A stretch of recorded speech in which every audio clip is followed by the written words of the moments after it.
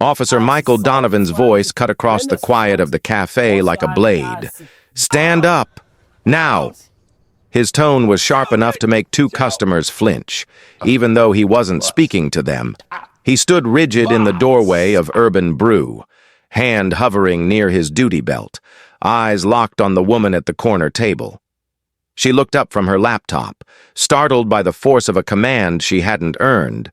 For a brief second, the room froze, cups in midair, laptops half closed, breaths held. Donovan didn't blink.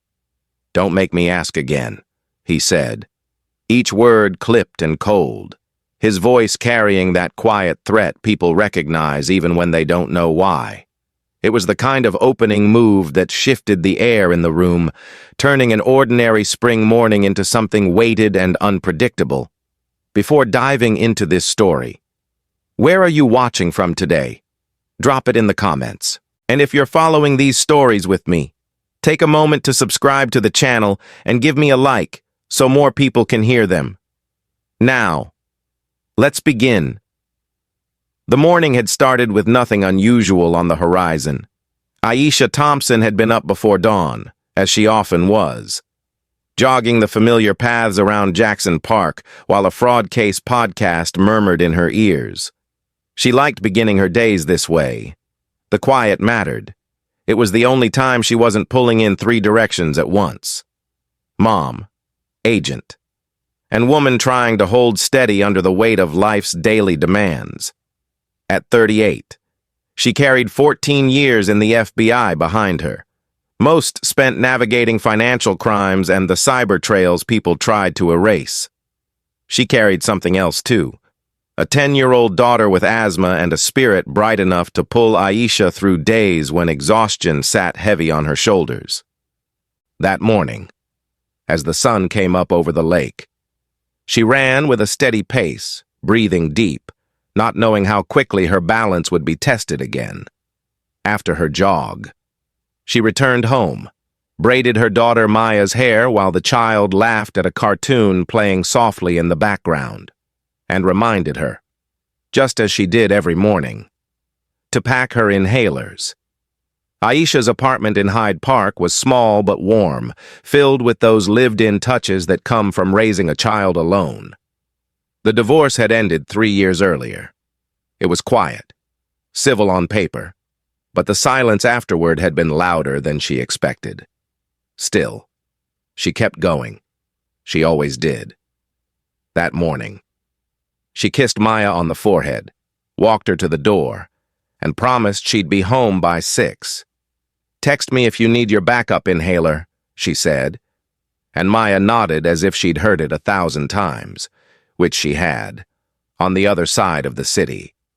Officer Donovan was already unraveling before his shift even began. He stood in the District 1 roll call room, jaw tight as he argued with his ex-wife on speakerphone about a missed custody exchange.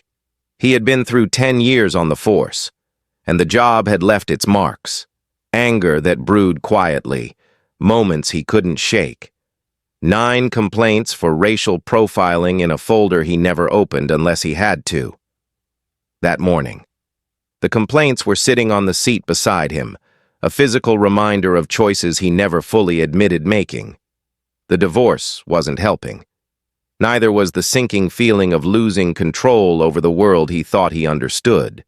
When roll call broke, he stepped into the hallway with a weight pressing on him he refused to name. Meanwhile, Ethan Miller was already rehearsing his day before he even stepped onto the red line. He checked his reflection in the train window, adjusted his apron in his backpack, and texted his father. Another reminder that his dream of running a cafe empire wasn't entirely his own dream, but one he'd inherited without asking. Urban Brew was the first stepping stone, or so he liked to tell himself. But business had been slow that quarter, and the owner had reminded him again to keep the space feeling premium. That meant full tables, fast turnover, and not letting anyone linger too long, especially during the rush. He scanned his spreadsheet of numbers on his phone, tapping the screen with nervous energy as the train rattled toward the loop. By 8:12 a.m., The city was in its usual spring rhythm. Joggers peeling off jackets, commuters with coffees in hand, bikes weaving through traffic.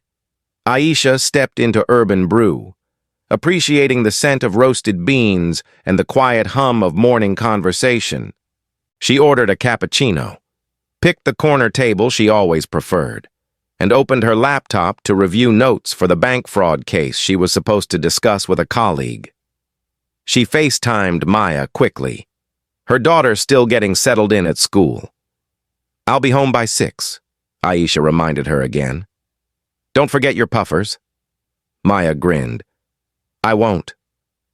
"Love you, Mom." It was the last calm moment Aisha would have before everything shifted. Ethan noticed her about 15 minutes later. One customer had already complained about the table she was using. Aisha was the only black customer sitting alone in a mostly white room, and Ethan felt the familiar pressure. "Don't let the space feel crowded. Keep the high-paying regulars happy." He walked over, asked if she needed anything else. She responded politely, told him she was waiting for someone. Ethan nodded but didn't retreat easily from the tension coiling inside him. He stepped into the back, dialed the non-emergency line, and said the words that would ripple far beyond what he expected. "Customer lingering. Hasn't reordered. Making some guests uncomfortable." Donovan responded, driving toward the cafe. His mind drifted back to his childhood on the far edge of the city, where he'd been taught, quietly, subtly, and always without question, that certain people didn't belong in certain places. The call felt familiar. Too familiar. He could feel his pulse tighten as he parked outside Urban Brew, stepped out of the patrol car, and saw her through the window. Aisha, typing calmly, unaware that her morning was about to be torn apart. Inside, Jamal Carter, the youngest barista on staff, overheard Miller's call and felt something knot in his stomach. He didn't like the way Ethan said customer. He didn't like the tone. Jamal reached for his phone, opened the camera, and hit record before Donovan even opened the door. He didn't know exactly why he was doing it, only that something didn't feel right. And he'd learned from experience that moments like this needed witnesses. And then Donovan stepped inside. His eyes swept the room, narrowed, and settled on Aisha. His hand hovered near his belt as if the woman with the laptop were a threat. That's when he barked his first command, loud, sharp, out of proportion to the moment. Aisha froze. Jamal kept recording, and the quiet morning at Urban Brew split open. Miller had been moving through the cafe with the same rehearsed rhythm he used every morning, but his eyes kept drifting back to the corner where Aisha sat alone.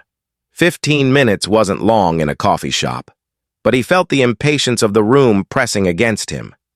Mrs. Lang, one of the earliest regulars and one of the most vocal, leaned toward the counter and whispered just loud enough for him to hear. "She's hogging that two-top again, and she hasn't ordered anything in ages." She said it with the tone of someone who believed her opinion should shape policy. Miller gave a thin smile, nodding because he lacked the courage to challenge her, ever since the owner had reminded him to protect the premium environment. He'd developed an instinctive flinch whenever certain customers complained. He looked at Aisha again. The atmosphere around her was calm, deliberate, focused. She was working, not causing any trouble. And yet the expectation hung in the air like a rule he never actually read, but followed anyway. He hesitated before approaching her. His hands tightened around a damp towel he'd been using to wipe the counter. He rehearsed a polite tone, the kind that carried a hint of suggestion without sounding like pressure. When he finally walked over, he forced a smile. "Hey there," he said softly. "Just checking in. Anything else I can get you?" Aisha looked up, her face warm but a little guarded from years of knowing when someone was addressing her rather than speaking to her. "I'm waiting for a colleague," she said. "Thanks." Though, nothing about her tone was unfriendly. She didn't appear irritated or defensive. She simply answered the question. That should have been the end of it. But Miller walked away feeling a tightness in his stomach he couldn't quite explain. He reminded himself that coffee shops were about turnover, about efficiency, about keeping the regulars happy. He glanced toward Mrs. Lang again. She raised an eyebrow, as if daring him to act. That was all it took for him to retreat to the back room. The phone felt heavier in his hand than it should have as he dialed the non-emergency line. When the dispatcher answered, he cleared his throat, trying to coat his nerves with a professional veneer. "Hi," he said. "I've got a customer lingering here. Hasn't reordered, making some of the guests uncomfortable." He didn't mention race. He didn't think he needed to. The unspoken assumptions hung between the words. Out on the floor. Jamal Carter had caught enough of the conversation to feel a spark of worry flicker behind his ribs. He'd seen situations like this in other places, retail counters, restaurants, even college study lobbies where people didn't think others belonged. He didn't know what Miller was trying to do, but he knew the tone. He knew how quickly things that seemed harmless could slide into something uglier. He kept wiping the stainless steel counter with slow, deliberate movements, pretending not to listen while his mind ran through possibilities. He'd worked at Urban Brew long enough to understand that some of the regulars didn't appreciate anyone who disrupted their sense of ownership over the space, and it didn't take much for lingering to become suspicious. Miller returned from the back room looking relieved, like he had fulfilled an unspoken duty. He didn't meet Jamal's eyes. That alone told Jamal everything he needed to know. He discreetly reached into his apron, pulled out his phone, and unlocked it under the counter. The camera app opened with a soft click he hoped no one heard. He didn't start filming yet. He waited. He watched the door. Meanwhile, Officer Michael Donovan guided his squad car through traffic with a heavy feeling in his chest. Calls like these. Customer refusing to leave. Possibly suspicious. Were familiar. Too familiar. They echoed old stories from his childhood in Mount Greenwood. Stories he absorbed long before he realized they were shaping how he moved through the world. People who looked like him belonged. Others didn't. It wasn't spoken aloud. But it didn't need to be. The memory was carved into him. As he drove. He tapped the steering wheel with 2 fingers, thinking about the morning he'd already had. A custody argument over the phone. His ex-wife's voice thick with frustration. A sense that everything around him was slipping. He read the call details again on the screen. Customer not ordering, manager concerned. He exhaled sharply through his nose. Loitering. He murmured, the word sliding out with a kind of automatic judgment. His pulse picked up, steady and familiar. He didn't ask himself why he was reacting so strongly. He didn't examine the small assumptions already forming in his mind. He simply responded the way he always had. Inside Urban Brew. The room hummed with the soft sounds of morning activity, the low murmur of conversation, the tapping of keyboards, the soft hiss of the espresso machine. Aisha remained in her corner, typing with quiet focus as she reviewed bank statements and flagged transaction patterns. The cappuccino she'd ordered earlier sat half-finished beside her. She didn't think about the customers around her. She didn't feel the weight of eyes. She had work to do and a schedule to keep before picking up Maya after school. For her. The morning was still ordinary. Jamal's posture shifted the moment he saw the patrol car pull into the loading zone through the window. Donovan stepped out with a posture that gave Jamal a chill. Chest forward, jaw set, eyes already narrowed. Jamal's thumb hovered over the red record button. Something about the officer's stride told him it was time. He pressed the button. Miller stiffened as Donovan walked in. This was the part he hadn't fully considered. The confrontation, the potential for escalation. He had expected a calm conversation, a quick request for the woman to leave, a quiet conclusion that wouldn't disturb the other guests. But Donovan wasn't calm. His steps were purposeful. His eyes were already fixed on Aisha, as if he'd decided the problem before assessing the situation. He scanned the room quickly, then zeroed in on her. The only solo black customer in a shop full of white collars. The only person sitting without a fresh drink. The only person who fit the picture he'd drawn in his mind before he even stepped inside. He didn't approach with caution or courtesy. He approached with certainty. This was the first crack in a morning that had, just moments earlier, been held together by nothing more than assumptions and quiet pressure. Aisha didn't look up right away. She didn't realize the weight of what was coming. Her life was anchored in routine and responsibility, not conflict. She had no reason to expect anything different. But the air shifted the moment Donovan's shadow fell across her table. Long before he said a single word, Jamal tightened his grip on the phone. Miller swallowed hard. The room leaned into a tension it didn't yet understand. And Donovan, shaped by years of unchallenged instincts, prepared to turn a simple morning into something none of them could walk away from unchanged. Donovan stepped farther into the cafe with a presence that felt heavier than the space could hold. And even before he spoke, the entire room seemed to bend toward him. His boots hit the polished floor with sharp, echoing taps that cut through the gentle hum of morning traffic filtering through the windows. He scanned the room once, briefly, then locked his gaze on Aisha as if the rest of the customers were no more than blurred shapes in a background he didn't need to acknowledge. His jaw tightened. His hand hovered near his belt, and with a voice that carried the weight of someone who had already made up his mind, he said, "Ma'am, manager wants you gone." The words weren't loud, but they hit the air with a force that jolted several people at nearby tables. Aisha looked up slowly, confusion coming before irritation, her mind still in the middle of reviewing financial statements on her laptop. "I'm sorry?" she asked, straightening a little. Donovan didn't soften. He didn't explain. He leaned forward, eyes sharp. "Up. Let's go." His tone wasn't a request. It wasn't even a warning. It was the practiced authority of a man who had given this command too many times in too many places where he shouldn't have. Jamal, phone already recording from behind the counter, took a small step closer. He knew that tone.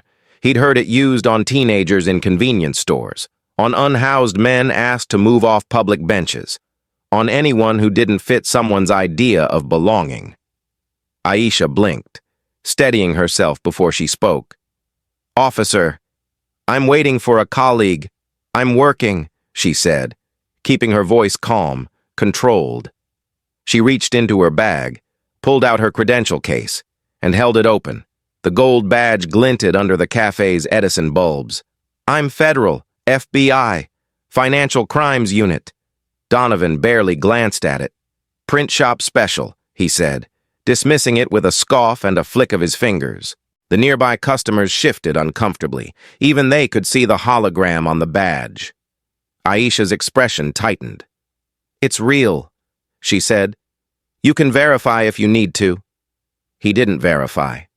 He didn't ask for her name, her supervisor, her reason for being there. Instead, he took one decisive step closer, the kind that collapsed the space between a calm morning and an unnecessary escalation. "Stand up," he ordered, "now." Aisha kept her seat. She wasn't confrontational. She wasn't loud. She simply stayed where she was and repeated, "Officer, I'm not refusing to cooperate. I'm telling you who I am." Donovan's patience snapped like a thin twig. He reached for her elbow with a sudden, forceful motion. And before she could fully brace herself, he yanked her upward. Her chair scraped hard against the floor. Her laptop tilted and nearly fell. She stumbled, her foot sliding against the leg of the table, and her wrist bent sharply beneath her as she tried to regain her balance. A sharp pain shot up her arm and she gasped, hand instinctively pulling inward. "Hey!" Jamal shouted, stepping forward, phone still recording. "What are you doing?" She wasn't resisting. Miller, pale and unsettled now that the situation had leapt far beyond what he intended, hissed at him. "Jamal, quiet. Stop." But Jamal didn't stop. He kept filming. The cafe erupted in fragments of voices, gasps, whispers, someone saying, "What is he doing?" But Donovan seemed to hear none of it. His grip tightened around Aisha's forearm as he spun her toward the door. "You refuse to leave," he said, as if narrating a justification for a camera that wasn't his. "I didn't refuse anything," Aisha managed through the ache in her wrist. "You didn't even give me a chance to." She didn't finish. Donovan pressed her against the nearest pillar, his hand gripping her shoulder now, with the other. He pulled out the handcuffs. The metallic click echoed through the cafe, louder than it should have been. Two customers rose from their seats, unsure whether to intervene or to stay silent. A woman near the window covered her mouth. A man near the door muttered, "This is insane." Aisha inhaled, sharp and pained, but she didn't cry out. She didn't panic. Years of fieldwork had taught her how to stay steady even when the moment became hostile. She looked straight ahead, her breathing controlled, her voice low but firm. "You're making a mistake," she said. Donovan ignored her, snapping the cuffs around her wrists with more force than necessary, causing her injured wrist to throb. "You should have complied," he said. "That was your chance."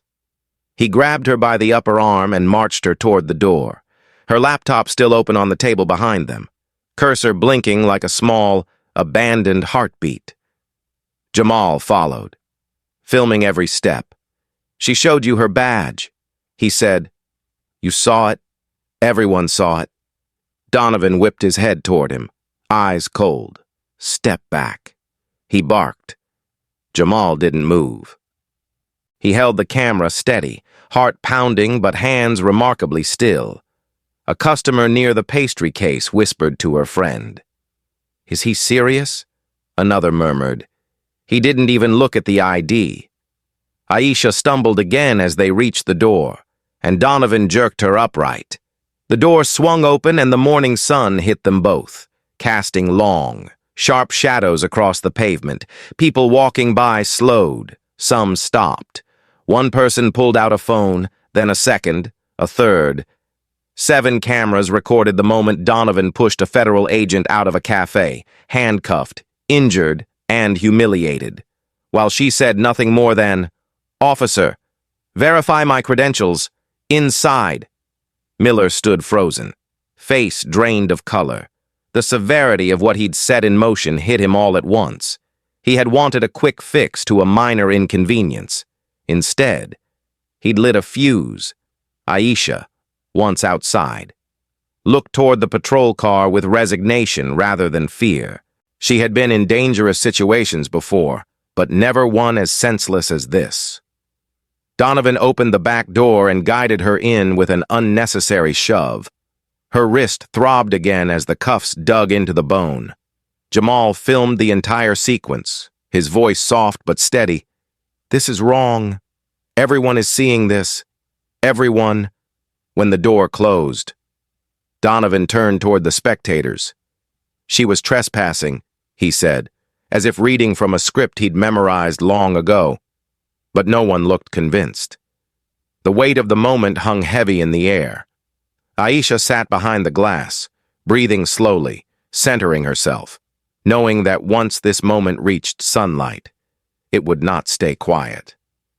Donovan walked around the car, jaw tight, unaware that the story he thought he controlled had already slipped out of his hands the moment 7 phones captured the truth he refused to see.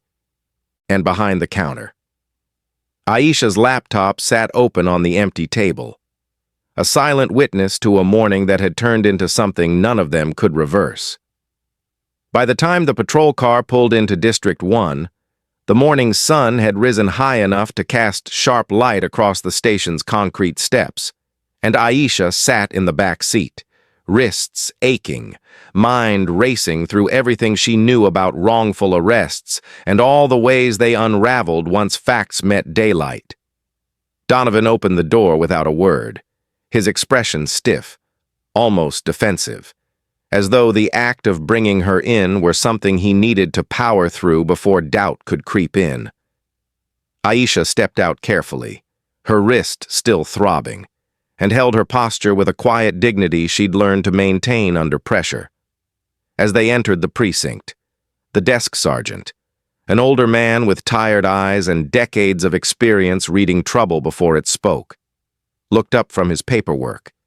His gaze dropped to the cuffs on Aisha's wrists, then to the badge glinting faintly from her open credential case where it had shifted inside her jacket pocket. His face drained of color.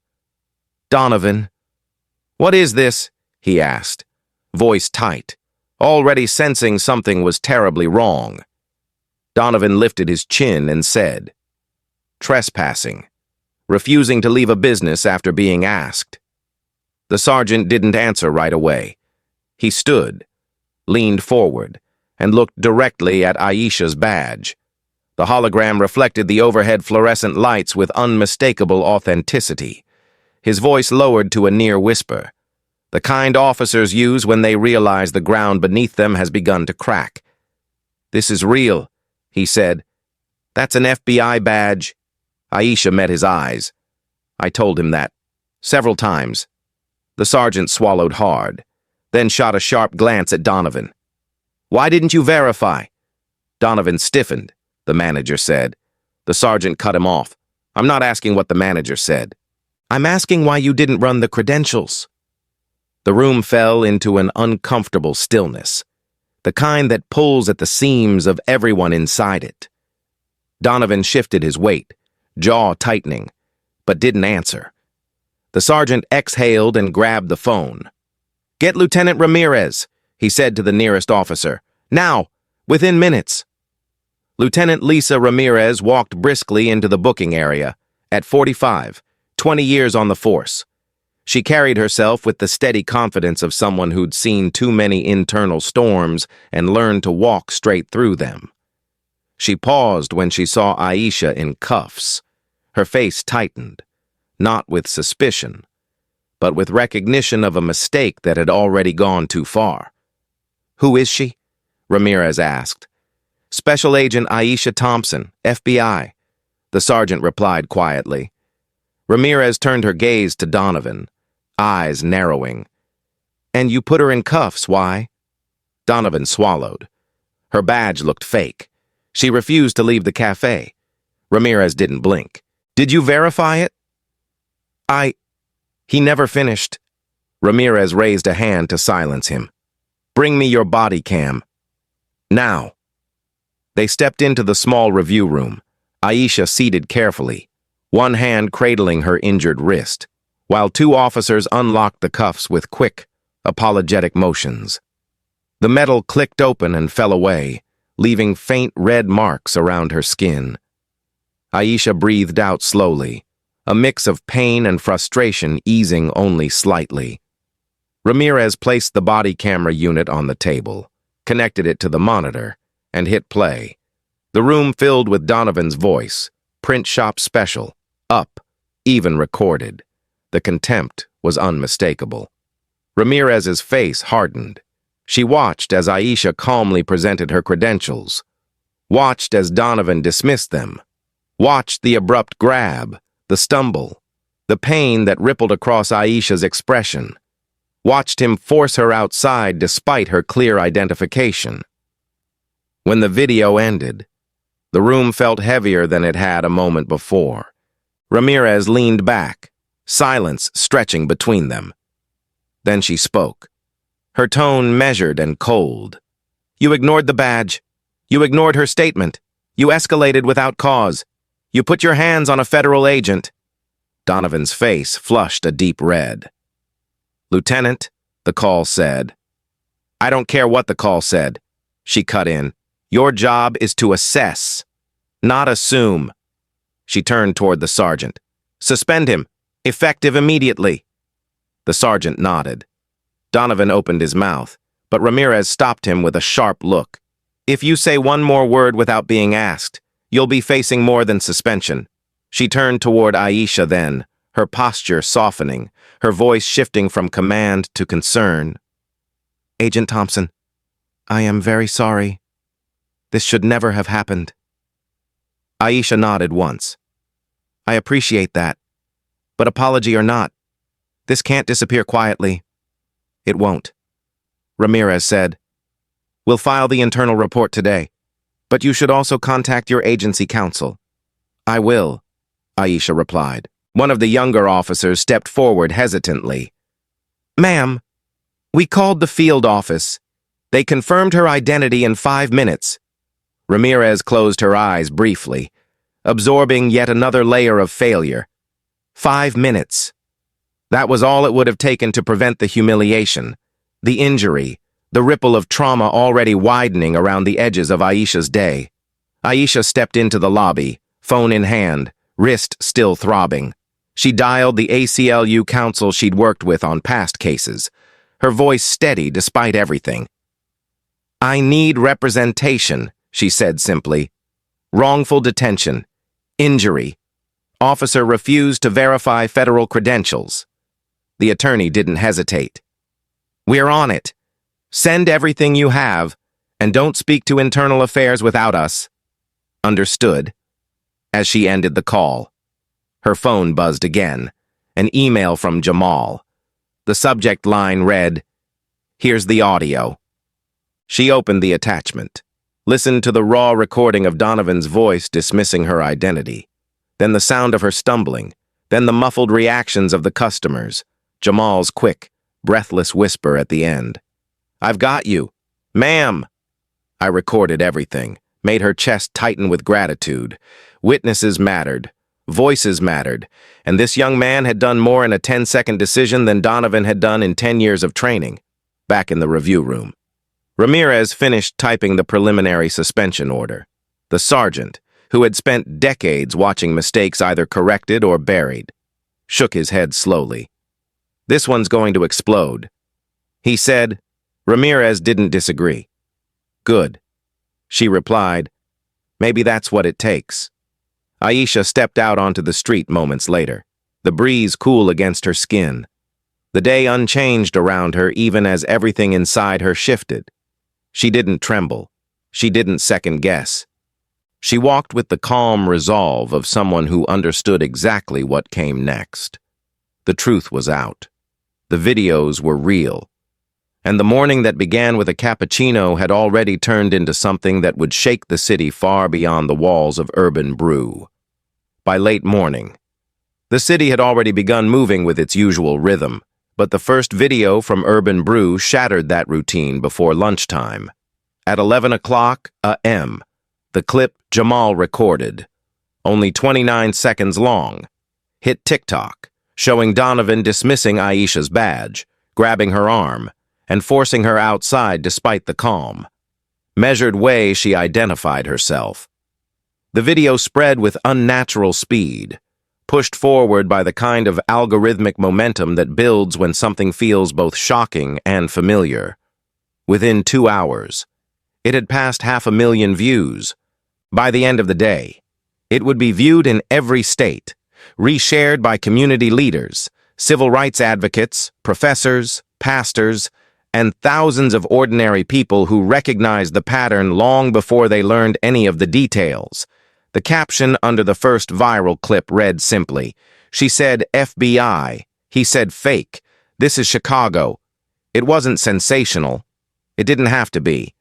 The footage spoke with a clarity no commentary could improve. Aisha's calm, Donovan's anger, the unnecessary force, the handcuffs, the pain in her voice when she said, "You're making a mistake." It was all there, raw and unfiltered. By mid-afternoon, every version of the video, from 3 angles inside the cafe and 4 from passers-by outside, was circulating under a single banner, "Brew While Black." People didn't need context to understand the injustice. They only needed to watch 20 seconds of a woman presenting her credentials and being dismissed as though her identity were nothing more than an inconvenience. comment sections filled with disbelief, anger, and weary recognition from people who had experienced similar moments in quieter corners of their own lives. Soon, journalists began calling the cafe. The owner shut down the phone lines after the 7th inquiry. By 6 p.m., more than 200 protesters stood outside Urban Brew, carrying signs, recording live streams, and demanding accountability. Some chanted Aisha's name, others demanded the firing of Donovan, and a few simply stood silently, holding signs with one sentence written in bold ink: "Verify before you violate." Inside the cafe, Miller sat in the back office staring at the wall, knowing without being told that his decision to call the police had ignited a fire he could no longer contain. In Hyde Park, Aisha sat on her couch with her injured wrist wrapped in a soft brace. She watched the videos quietly, replaying the moment when Donovan grabbed her arm and the world tilted sideways. She didn't flinch watching it. She didn't cry. She had been through enough in life to understand that moments like this demanded clarity, not collapse. But as she studied each clip, her phone lit up with messages, some supportive, many angry, a few threatening. One text in particular made her entire body go still. "We know Maya's school." She stared at the words, feeling the familiar cold grip of fear tighten around her spine. In her world, threats were never taken lightly. She immediately contacted the Chicago field office within an hour. 2 federal vehicles pulled up outside her building, and agents rotated shifts through the night. Maya, at school, was escorted home by plainclothes protection. When Aisha hugged her daughter that evening, she whispered into her hair, "You're safe, I promise." It was a promise she intended to keep with every resource she had. Meanwhile, Donovan's ex-wife appeared on Fox 32 that night, leaning forward in her chair with an expression somewhere between defensive and exhausted. "He's stressed," she said. "He's been going through a lot. He's not racist. He just reacts fast." But her defense did little to slow the rising tide of outrage, if anything. It made things worse. People replayed Donovan's words. "Print shop special. Up," and asked what kind of stress dismisses a federal badge within 1 second of seeing it. The CPD media office issued a statement that read like a template. "The department is reviewing the incident and evaluating officer conduct," but nothing about the footage felt templated. Every second felt specific, preventable, personal. Urban Brew, overwhelmed by the crowd outside and the backlash online, shut its doors within the hour. A printed note taped to the inside of the window read, "Closed temporarily for staff safety." But the protests outside were peaceful, steady, and unrelenting. Students from DePaul, Loyola, and UIC marched with handmade signs. Local pastors prayed in small circles. A saxophone player stood at the corner and played a slow, aching melody that drifted across the block. Nothing about the scene resembled a threat. It looked more like a community waking up inside the cafe's office. Miller received an email from the owner. "We need to talk, immediately." He didn't need to open it to know what it meant. He sat with his head in his hands, regretting every step that led to the call that morning. He had convinced himself he was protecting the atmosphere of the cafe, but now the very reputation he thought he was safeguarding was collapsing because of one impulsive, biased decision. He would be fired before midnight, and in the days to come. His name would be tied to the incident in ways he had never imagined. But he didn't know that yet. All he knew was that the gravity of the moment had fully landed on him, heavy, inescapable, and entirely self-inflicted, back in the city. The videos continued spreading like sparks across dry leaves.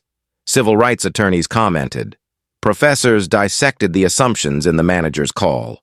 Former FBI agents came forward, explaining exactly how real credentials look under light. A retired judge tweeted, "None of this required more than 2 minutes of verification." People asked why Donovan ignored the hologram, why he refused to check her ID, why the manager called in the first place, why the woman who clearly belonged in the cafe was treated as if she didn't, and with each question, the city's long history with racial profiling resurfaced.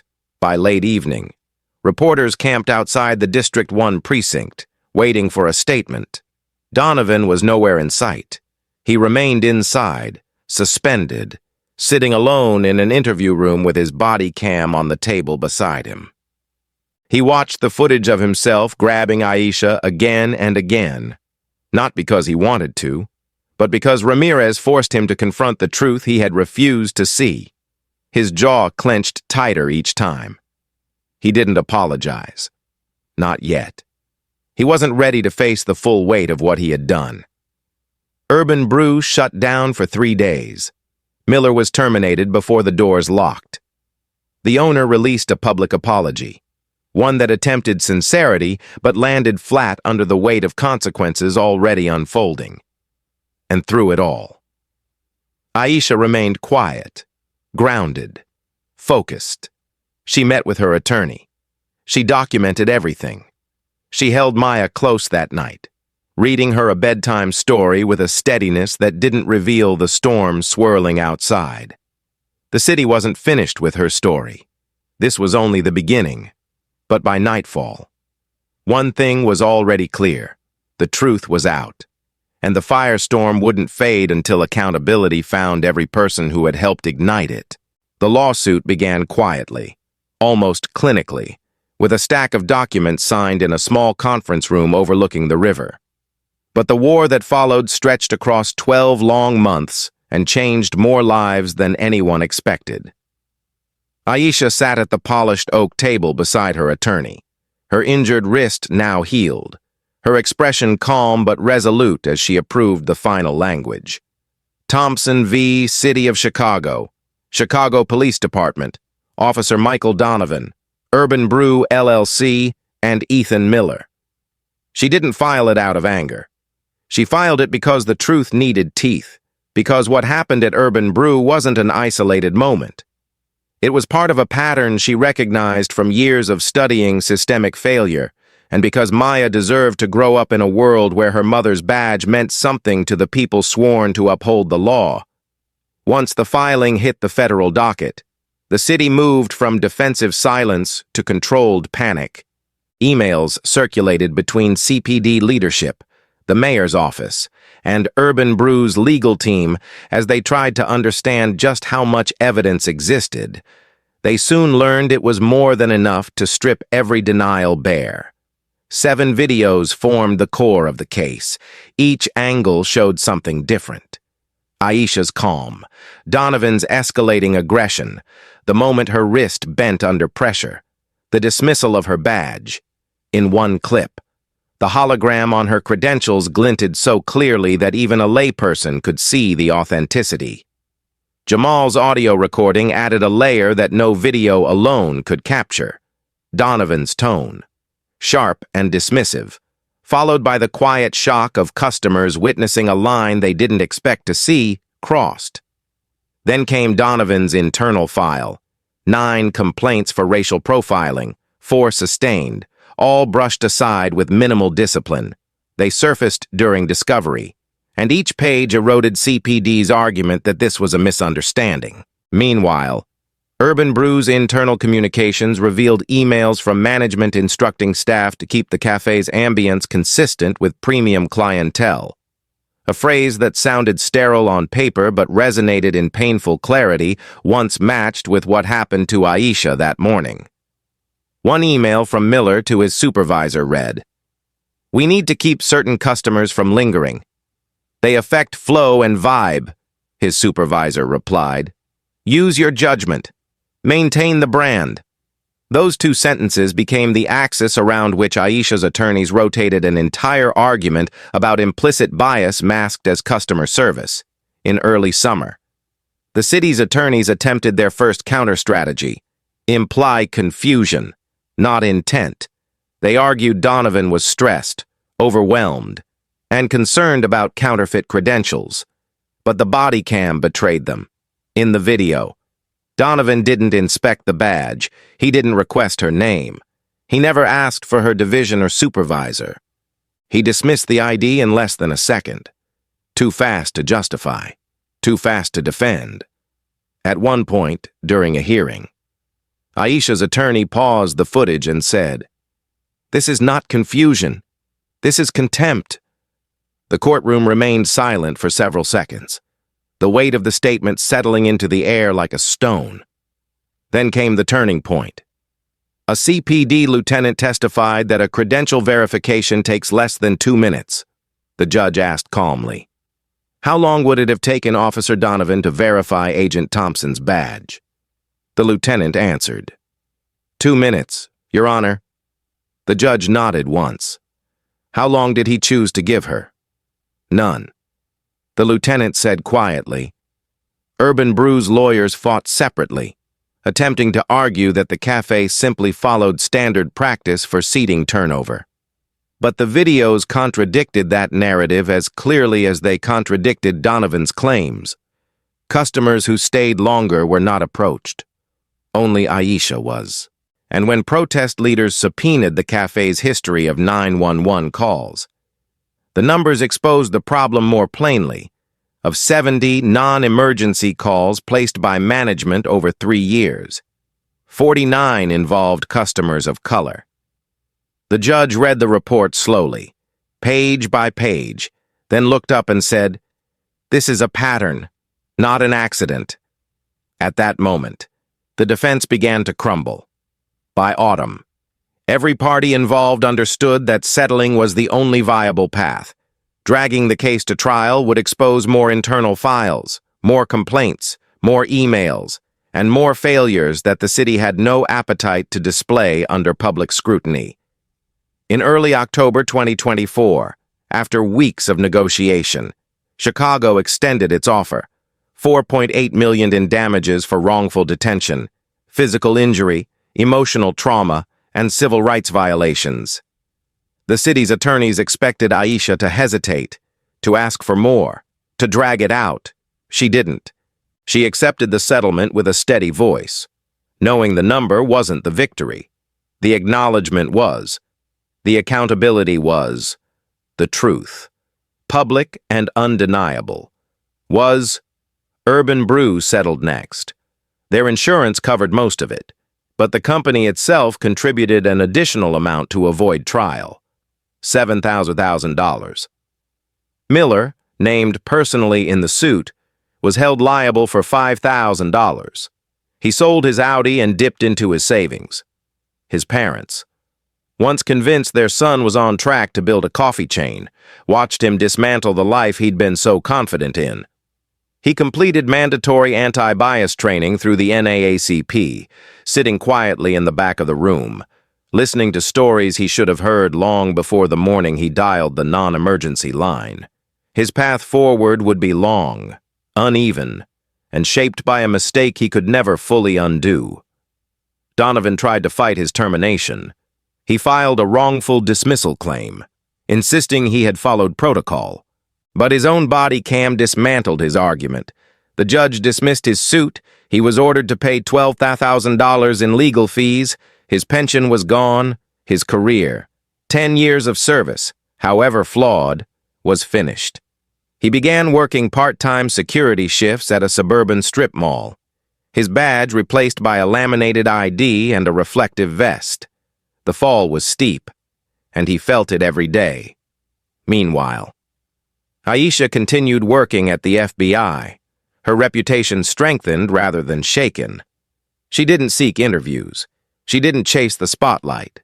She focused on the life she had built for Maya, the apartment in Hyde Park, the quiet evenings, the routine that meant more now than ever. But people began recognizing her in grocery stores and gas stations. Some thanked her, some apologized for what she'd endured. She accepted every word with quiet grace.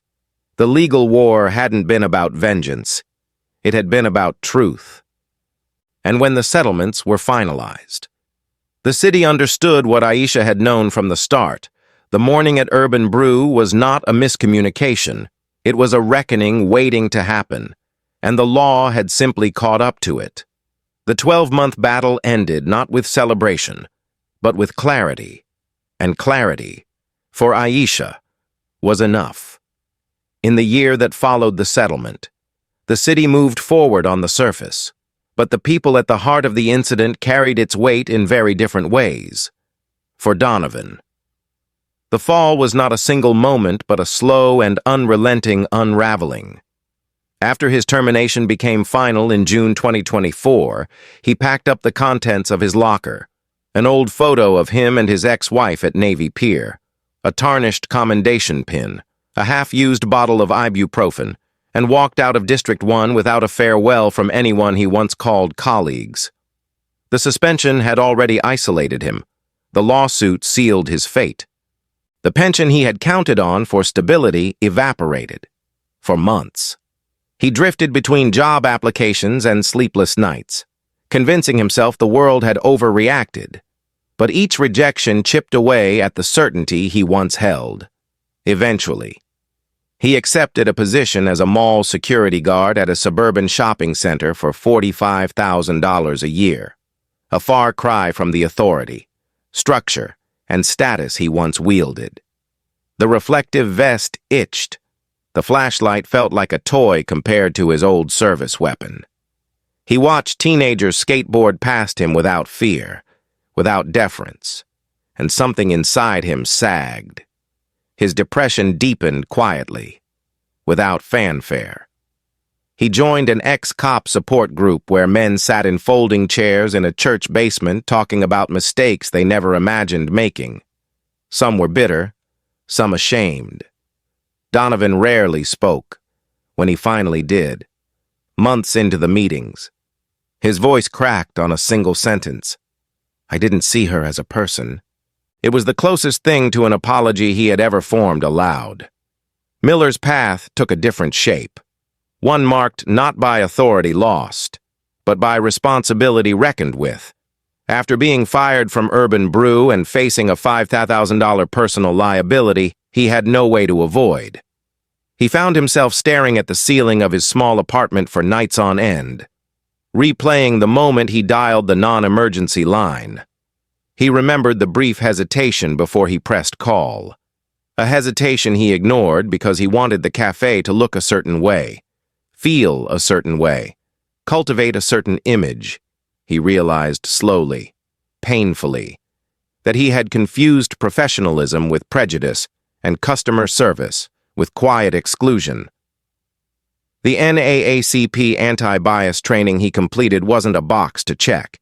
It was the first time he truly listened. He heard stories of humiliation, distrust, wrongful suspicion, stories that echoed Aisha's experience and forced him to see himself in a mirror he had long avoided. By winter, he made a decision he never expected. He used the last of his savings and a loan from an uncle who believed in second chances to open a new cafe in Bronzeville. He named it Unity Brew.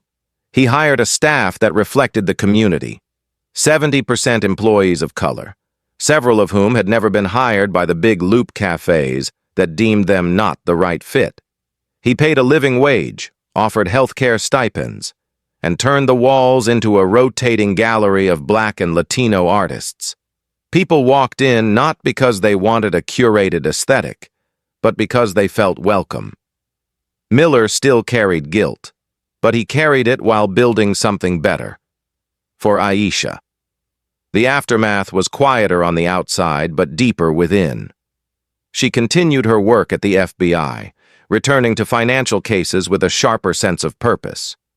But the incident had changed her, not in the way trauma shatters, but in the way truth clarifies. She knew now that protecting her daughter meant more than ensuring safety. It meant shaping a world where Maya's existence wouldn't be misread as a threat or a disruption. When the settlement funds came through, Aisha didn't use them to upgrade her life. She used them to strengthen others. She donated $1 million to create Maya's Breath Fund, a program designed to support children of color who faced both asthma and the heavy emotional toll of police encounters in their communities. The fund provided inhalers, therapy, educational workshops, and resources for families who felt unseen. It became something larger than she imagined. Teachers reached out, pediatricians partnered, and community centers hosted support groups. Aisha never used her own story to advertise it. The work spoke for itself. At the same time, she lent her voice to legislative efforts in Springfield. Illinois had been reviewing discriminatory 911 call patterns for years, but Aisha's case pushed momentum forward. She testified calmly and precisely in front of state lawmakers, explaining how a simple call had escalated into violence and humiliation because bias had gone unchecked. In early 2025, the state passed the Anti-Bias 911 Call Act, requiring businesses to document specific reasons for calling police and imposing fines. Up to $1,000 for proven discriminatory misuse. Some criticized it, some applauded it. Aisha stayed focused on its purpose. It won't fix everything, she told a reporter, but it will slow the reflex to treat presence as suspicion outside the public eye. Aisha's life with Maya settled into a gentle rhythm again. They cooked dinner together. They read books in the evenings, on weekends. They visited small cafes and bookstores, choosing places that felt warm and human. The threat texts had stopped, but protection remained in place for months until the FBI deemed it safe to scale back. Aisha didn't tell Maya every detail. Children deserved childhood, but she did teach her daughter something she wished she had learned earlier. Your worth isn't measured by how others see you. It's measured by how you stand in the truth. 1 year after the incident, on a mild spring afternoon, Aisha and Maya drove to Bronzeville and walked into Unity Brew for the first time. The cafe was bright, full of laughter, and smelled of cinnamon and freshly ground beans. Miller stood behind the counter, wiping down a mug, and when he looked up and saw them, his breath caught. For a moment, he thought she had come to confront him. Instead, Aisha offered a polite nod. 2 cappuccinos, she said. Her voice held neither warmth nor coldness, just clarity. Miller nodded, grateful for even that measured grace. Jamal, now the manager, stepped out from the back and broke into a wide smile. "Agent Thompson," he said, "on the house." Maya giggled. Aisha allowed herself a small smile. When the drinks were ready, Jamal asked if they could take a photo, something to mark not the pain of the past, but the possibility of something better. They stood near the window, sunlight casting soft light over them. Jamal snapped the picture, posted it later that evening, and added a caption that carried both truth and hope, from bias to brew. "Look what we built." Aisha read it that night and exhaled slowly. The road had been long, the wounds had been real, but life, when given space to breathe, could grow toward the light again. Thank you for spending your time with this story. If you found meaning in it, take a moment to subscribe, leave a like, and share it with someone who cares about justice. Your support helps these stories reach more people, and it truly makes a difference.